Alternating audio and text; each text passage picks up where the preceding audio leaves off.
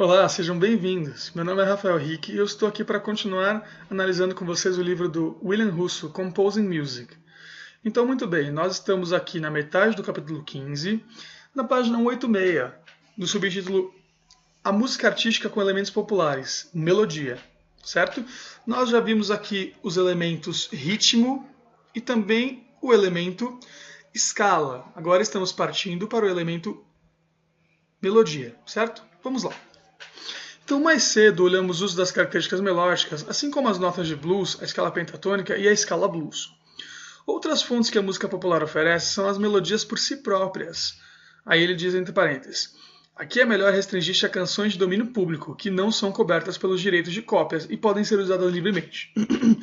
Então vamos usar a música I'm a Wayfaring Stranger, uma música folk bem conhecida, certo? Aqui estão os primeiros 8 compassos, que é o exemplo Q. Vejamos. Sobre o exemplo R, ele diz o seguinte: no exemplo R, nós vemos a mesma sucessão de notas, a duração das mesmas foram alteradas por diminuição irregular e aumento. Perceba que a melodia, que é em Ré dórico, foi harmonizada com os acordes de Ré dórico. Perceba também que as notas vizinhas reversas no compasso 4 e 8, as notas vizinhas longas no compasso 9, tais usos funcionam melhor em passagens diatônicas simples. Então analise aí o exemplo R. Depois de analisado, podemos partir para o exercício 8. Aplique aumento irregular e diminuição para I'm a Wayfaring Stranger, a música do exemplo Q. Depois, no exercício 9, é pedido o seguinte: harmonize a sua versão de I am a Wayfaring Stranger de acordo com as regras básicas para progressões de acordes diatônicos. Use cifras e as coloque em cima do pentagrama. Já o exercício 10, aí um adendo. Veja aqui o exemplo S, tá? Para poder realizar o exercício 9.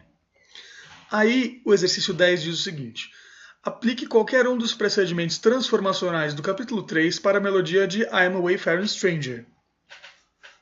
Uma vez terminado o exercício 10, vamos ver um pequeno parágrafo conclusivo sobre esse subtema. É o seguinte: deve estar claro a este ponto que músicas como I am a Wayfaring Stranger se encaixam em incontáveis procedimentos, sendo usada toda a melodia ou apenas parte dela, como temos feito aqui. Se você usar toda a melodia, aplique o tema e técnicas de variação que foram destrinchadas no capítulo 3. Alguns de vocês podem pensar que os procedimentos descritos nesse capítulo levarão as peças à falta de originalidade. Não se preocupe. Se você tem talento, ele emergirá. Pegar criatividade emprestada é bom para você, é bom para a música também. Se a expressão parece com algo que já ouvi antes, se encaixa, tudo aponta para um bom caminho. Ok? Então aí palavras motivacionais de William Russo. Então vamos partir para o próximo subtítulo do capítulo, Música Artística com Elementos Populares, dessa vez acompanhamento. Vamos lá. Nessa versão vamos usar as fontes populares para acompanhamento, que a música popular tem em abundância. A linha do baixo, no exemplo T, é um bom exemplo. É derivada do blues e eu acho irresistível de se trabalhar. Entre parênteses ele diz: é usado através do terceiro movimento de um outro trabalho meu de blues, Three Pieces for Blues Band and Orchestra. Para esse ostinato, eu compus uma melodia para os violinos. Perceba que todas as notas fora do acorde, exceto a primeira, podem ser vistas como membros de uma escala de blues. Transponha a escala de blues uma segunda maior abaixo de Mi para fazer ficar claro. No entanto, você deve ser capaz de ouvi-la quando for tocada. Então vemos aqui o exemplo T. E visto o exemplo T, podemos partir para o exercício 11, que é o seguinte. Usando a escala expandida de blues, compõe um pequeno tema não pop para o acompanhamento e ostinato dado. O exemplo a seguir consiste em uma figura de bluegrass banjo, escrita em notas com o dobro de duração das originais. Veja aqui o exemplo 1. Ok? Então, eu peguei esta figura, claro, eu, William Russo, desloquei-a uma colcheia e mudei para 5/4. Com andamento lento, ela fica interessante bastante para se tornar o começo de uma linha melódica. Perceba que os acordes são derivados da melodia. Veja aí o exemplo V para isso. Ok?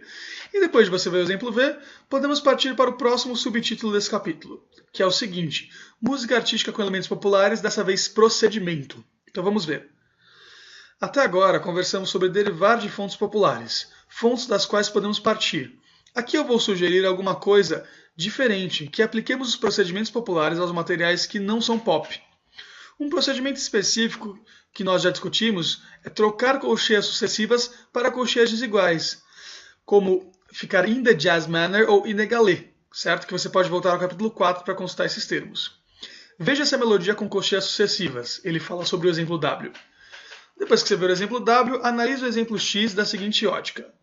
Mude as colcheias sucessivas para colcheias pontuadas e semicolcheias. Aí você verá o exemplo X, certo? Então vamos partir para o exercício 12, então. Ele diz o seguinte. Aplique as uneven eighths para qualquer exemplo não pop desse livro que tiver uma abundância de colcheias sucessivas. Outro procedimento é designar um instrumento popular distinto para uma passagem que não é pop, tal qual o exemplo Y, certo? E dele podemos partir para o exercício 13, que diz o seguinte. Designe outro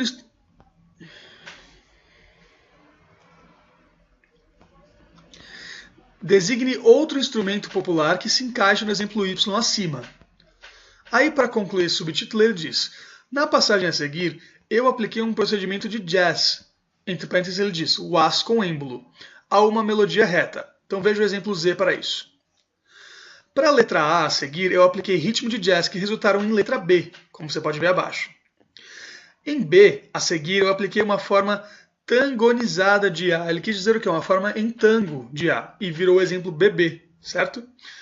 Então, concluímos esse subtítulo e podemos partir para o próximo, que é o seguinte, adicionando um acompanhamento popular. Vamos ver esse. Mais cedo nesse capítulo, discutimos sobre a escrita da melodia não popular com acompanhamento popular. Aqui, novamente, você pode reverter o processo. No exemplo U, a melodia no baixo veio primeiro e o acompanhamento estilo bluegrass foi adicionado a ela. Preencha as notas do blues no acompanhamento. Perceba as notas do blues no acompanhamento. Aqui no exemplo CC, certo? Por exemplo, DD ele diz o seguinte. No exemplo DD, eu adicionei um acompanhamento rock and roll a uma melodia lírica. Perceba os intervalos consonantes entre as duas vozes no primeiro tempo de cada compasso. Tente executar cada parte tocada separadamente e então juntas. Observe aí o exemplo DD para isso, certo? E aí podemos pular para o exercício 14. Ele diz o seguinte. Escreva um acompanhamento à melodia dada em duas maneiras. Uma, compõe uma figura de ostinato estilo pop para um instrumento de clave de Fá, dando movimento à figura junto com os acordes.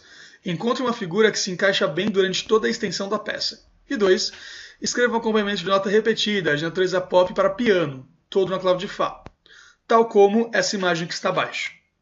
Ok? Então, muito bem, a gente agora vai para o último subtítulo do capítulo, certo?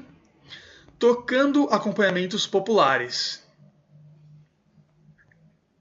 Então, muito bem, agora vamos passar para o próximo subtítulo do capítulo, que é Torcendo acompanhamentos populares, certo?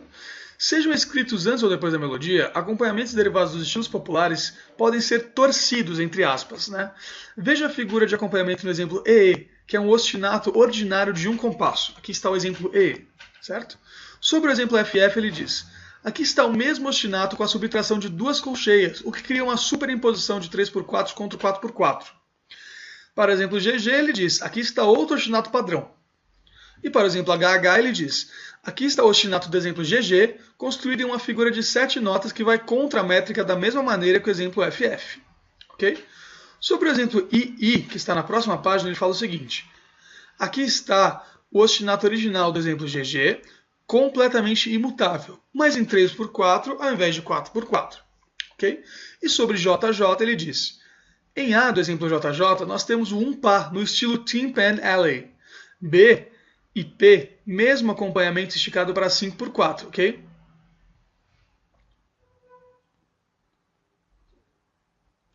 Aí podemos então ver o exercício 15. Vamos olhar para ele. Ó, torça este acompanhamento em duas ou três maneiras descritas, ok? Vamos então para a conclusão desse capítulo com o último subtítulo: Justa posição da música artística e música popular. Então, até agora, temos discutido a fusão da música popular e da música artística. Foi apenas recentemente, no entanto, que eu descobri o quão facilmente a música se move de um estilo para o outro, como dois ou mais estilos podem ser sobrepostos. A parte A do exemplo BB mostra um tema melódico que foi base para um processo no começo da Columbia College. Esse tema é severo e digno. Muito não pop. Estávamos prestes a tocar a obra quando o regente apontou que deveríamos entrar com 10 minutos de música. Eu indiquei.